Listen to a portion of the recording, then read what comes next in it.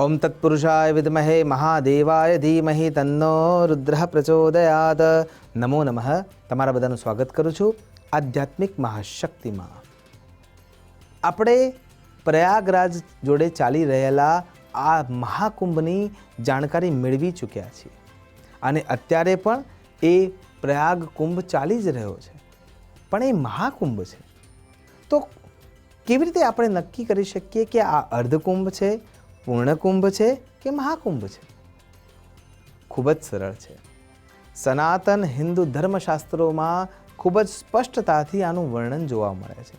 જ્યોતિષશાસ્ત્રની દ્રષ્ટિએ જોવા જઈએ તો ગુરુ મહારાજ અને સૂર્યનારાયણની જે પ્રમાણેની ગતિ છે, જે રાશિમાં એ ભ્રમણ કરે છે, એના આધારે એ સ્પષ્ટ રૂપે નક્કી થાય જ છે। પણ પ્રશ્ન એ છે કે આ અર્ધકુંભ કોને કહી શકાય, પૂર્ણકુંભ કોને કહી શકાય અને મહાકુંભ કોને કહી શકાય? તો સૌથી પહેલાં અર્ધકુંભની માહિતી લઈએ। વારે વારે સનાતની ધર્મનો નાશ કરવાનો પ્રયત્ન, જે મિથ્યા પ્રયત્ન છે, એ પ્રયત્ન બહુ બધા લોકોએ કર્યો છે, ઘણા બધા રાજાઓએ કર્યો છે, ઘણા બધા આતતાઈઓએ કર્યો છે અને ઘણી બધી પ્રજાતિઓએ પણ કર્યો છે। એ રીતે જોવા જઈએ તો ડચ આવ્યા, વલંદા આવ્યા, ફ્રેન્ચ આવ્યા, એના પછી અંગ્રેજો આવ્યા, મુગલો આવ્યા, આ બધાએ કુઠારાઘાત, આ વૈશ્વિક સમૃદ્ધ એવી સંસ્કૃતિનો નાશ કરવા માટે કર્યો છે, પણ છતાંય એ નાશ પામી શકે એમ છે જ નહીં। પણ જ્યારે જગતગુરુ શંકરાચાર્ય, આદિ જગતગુરુ શંકરાચાર્ય જ્યારે આ પરિભ્રમણ કરી રહ્યા હતા ભારત વર્ષનું, આર્યાવર્તનું, ત્યારે એમને જોયું કે કેવલ શસ્ત્રથી કે શાસ્ત્રથી આનું નિરાકરણ ન આવી શકે, કેમ કે વારે વારે આ પ્રયત્નો થતા જાય છે। એટલે કેવલ અને કેવલ જો શાસ્ત્રનો આધાર લેતા રહીશું, કેવળ જ્ઞાનને જ પ્રશસ્ત કરતા રહીશું, તો આપણે ક્યાંક ને ક્યાંક હારીશું। અને એવું ના થાય એટલા માટે થઈને સનાતન હિન્દુ ધર્મની એક સુયોગ્ય સૈનિક, કમાન્ડોની પ્રશિક્ષિત ટ્રેનિંગ પ્રાપ્ત એવા સાધુઓને એમને તૈયાર કર્યા। ચારે ચાર ખૂણામાં, પૂર્વ, પશ્ચિમ, ઉત્તર અને દક્ષિણ, ચારે ચાર ખૂણાઓમાં એમને મઠો સ્થાપિત કર્યા અને મઠો સ્થાપિત કર્યા પછી એમને ચારે ચાર જગ્યાઓએ વેદોનું અધ્યયન કરવા માટે વેદ પણ વહેંચીને આપ્યા, જેમ કે પૂર્વે ઋગ્વેદાય નમઃ, દક્ષિણે યજુર્વેદાય નમઃ, પશ્ચિમે સામવેદાય નમઃ, ઉત્તર અથર્વવેદાય નમઃ। આમ ચારે ચાર દિશાઓમાં ચાર વેદોનું સંપૂર્ણ સંશોધન કરવા માટે સુયોગ્ય પાત્રોને નિમ્યા અને એનું રક્ષણ કરવા માટે એમને નાગા સાધુઓની વરણી કરી અને પ્રશિક્ષણ આપવાની શરૂઆત કરી।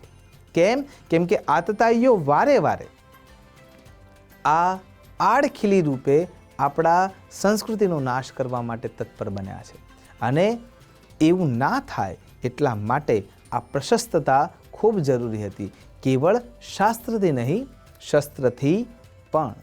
અને એટલા માટે થઈને આજે પણ એ ફોજ 4 લાખ નાગા સાધુઓના રૂપે જોવા મળે છે। તેનું સંચાલન 13 અખાડાઓ કરી રહ્યા છે અને એ 13 અખાડાઓ દ્વારા શિક્ષણ સાથે શસ્ત્રની માહિતી પણ આપવામાં આવે છે। તો આ અર્ધકુંભની જરૂરિયાત કેમ પડી? પૂર્ણકુંભ એને કહેવાય છે જે 12 વર્ષે આવે, અને 12 વર્ષે જ્યારે પૂર્ણકુંભ આવે છે ત્યાં સુધીનો જે ગાળો છે, સમયગાળો છે, એ ઘણો લાંબો છે।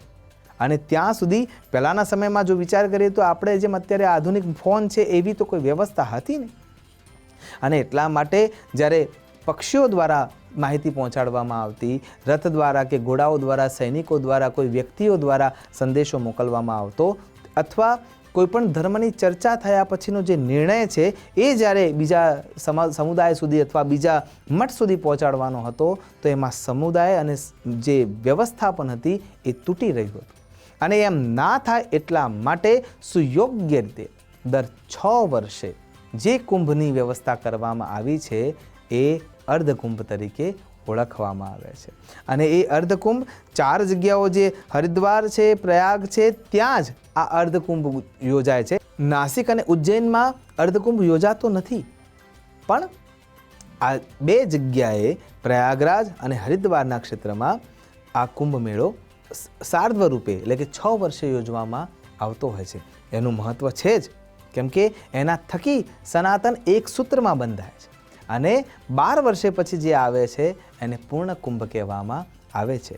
પણ આપણે તો એટલા સદભાગી છીએ કે આ વર્ષે જો એ રીતે ગણતરી કરવામાં આવે તો 12 વર્ષ પછી પાછા 12 વર્ષ એ રીતે જ્યારે ગણતરી કરીએ છીએ ને તો 144નો આંકડો મળે છે. અને 144નો આંકડો મળતાની સાથે આ વખતે જે કુંભ આવે છે અથવા આવ્યો છે એને મહાકુંભ કહેવામાં આવે છે, કે જે 144 વર્ષના અંતરાલ પછી આવે છે. હવે બીજી વખતે જ્યારે મહાકુંભ થશે ત્યાં સુધીમાં 144 વર્ષ પૂરા થવાની રાહ જોવી પડે છે. એ વખતે શરીર હશે કે નહીં એ જરાય આપણે નક્કી કરી શકવાના નથી. અને એટલા માટે ખૂબ સ્પષ્ટતાથી કહું છું કે આ વખતનો જે મહાકુંભ જે છે એ 144 વર્ષ પછી આવે છે.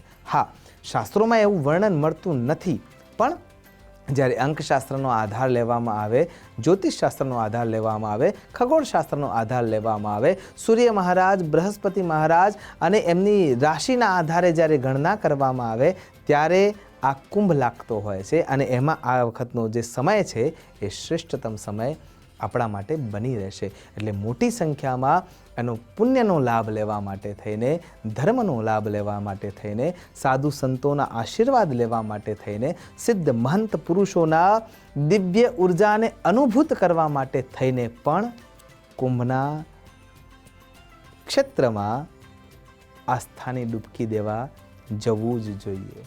તો આ માહિતી છે અર્ધકુંભની, પૂર્ણકુંભની અને મહાકુંભની. સદભાગે આવો મોકો મળતો હોય છે. એ જ અભ્યર્થના કરીશ કે ભગવાન સાંબ સદા શિવની ઉર્જા, ઓરા, તેજ, લાવણ્ય, આશીર્વાદ જે સાક્ષાત શરીર રૂપે ફરતા સાધુ સંતો છે એમના થકી આપણને મળતા રહે, ત્રિવેણીનું પુણ્ય મળતું રહે. અને એ જ અભ્યર્થના કે જીવન ઉત્તમતાને પ્રાપ્ત કરે. નમસ્કાર. અસ્તુ સદા શિવોહમ. નમો નમઃ.